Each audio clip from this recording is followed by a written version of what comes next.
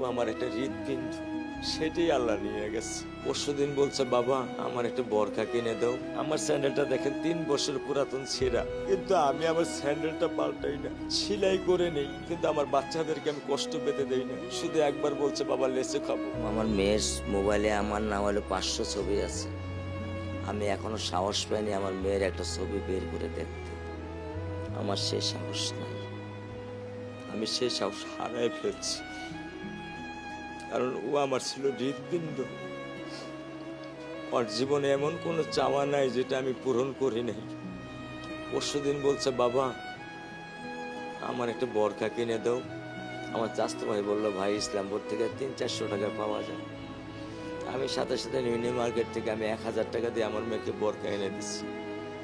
আমি দরিদ্র, ভাঙা বাসায় থাকি, কিন্তু আমার সন্তানদেরকে আমি কখনোই দারিদ্রতার স্বাদ পেতে দেইনি।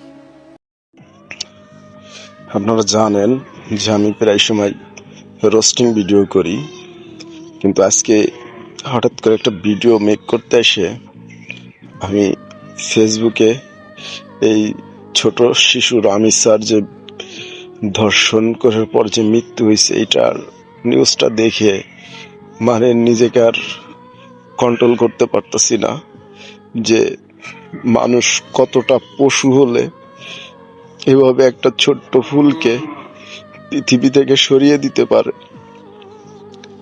আবার নিজেরও ছোট একটা মেয়ে আছে, ভাবতে গেলে গা শিওরে ওঠে